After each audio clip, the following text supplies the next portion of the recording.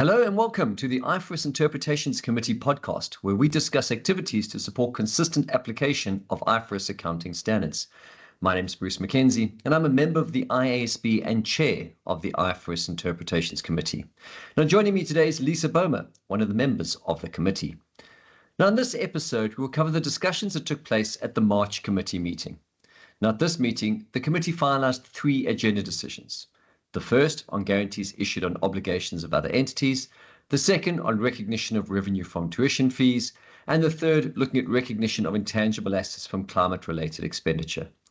Now, the committee also provided input into aspects of the ISB's project on translation to a hyperinflationary presentation currency. Now, as always, the meeting papers and a recording of the committee's discussions are available on our website. Now, we will focus today on 2 of the finalized agenda decisions, those relating to guarantees and intangible assets. So Lisa, let's start with guarantees. The committee first discussed this matter in September. Could you please remind our listeners about the question asked and when the committee tentatively decided back in September? Sure, Bruce. Hello, everyone. The question asked how an entity accounts for guarantees it issues. In particular, are those guarantees financial guarantee contracts to be accounted for in accordance with IFRS 9 financial instruments? If not, which other IFRS accounting standards apply to these guarantees? Listeners might remember from our Q3 2024 podcast that in September, the committee observed that an entity applies judgment in determining which IFRS accounting standard applies to a guarantee it issues. The entity considers the specific facts and circumstances and the terms and conditions of the guarantee contract.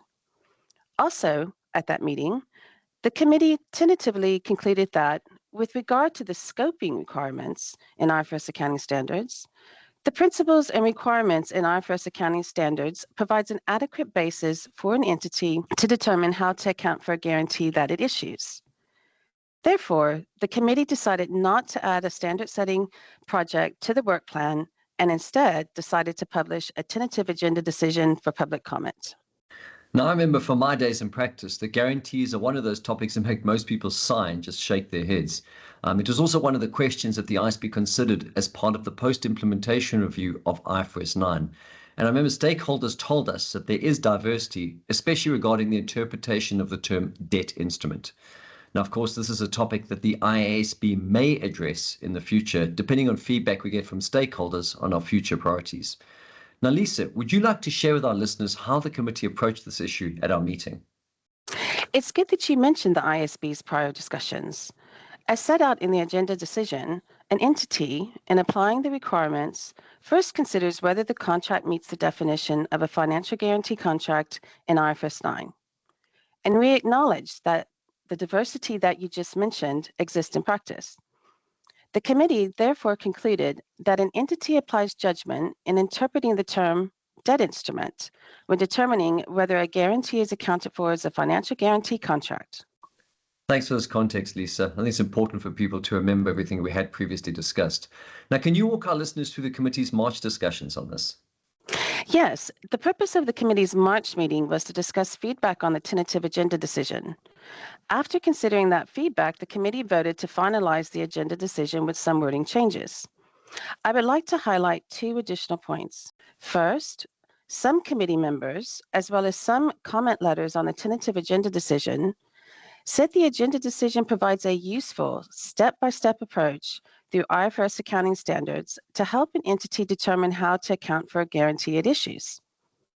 Second, some committee members asked the staff to report to the ISB their support for the ISB to consider adding to its work plan during its next agenda consultation, a project to clarify the meaning of the term debt instrument in the definition of a financial guarantee contract in IFRS 9.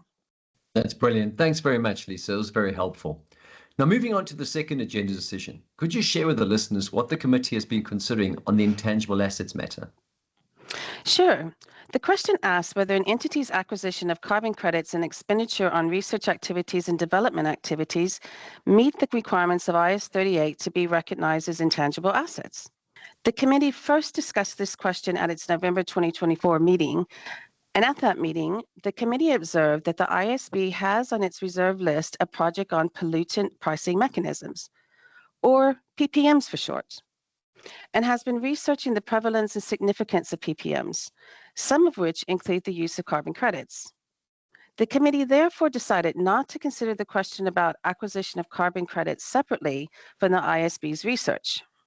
The committee did, though, consider the other question about the accounting for expenditure on research activities and development activities, and observed that 1, evidence gathered by the committee indicated no material diversity in the accounting for expenditure on research activities and development activities, and 2, accordingly, the matter described in the request does not have widespread effect.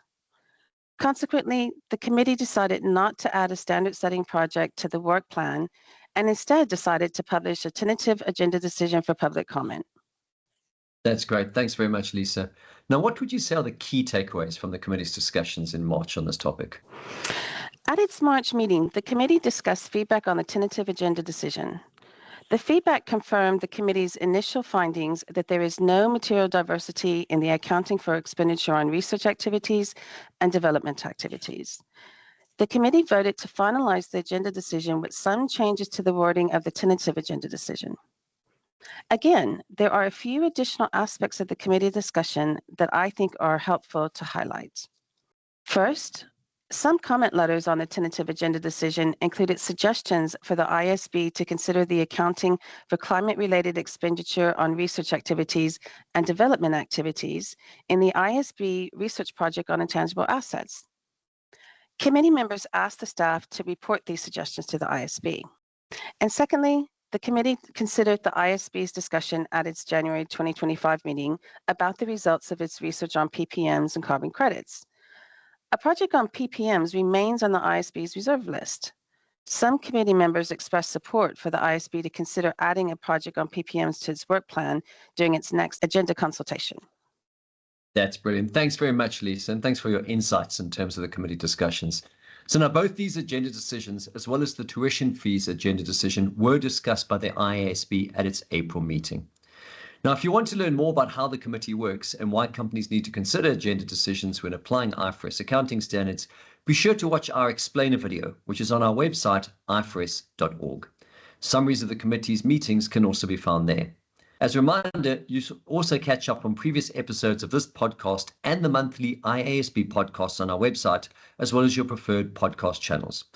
Now, we hope you found this podcast informative. With that, we'll sign off until next time.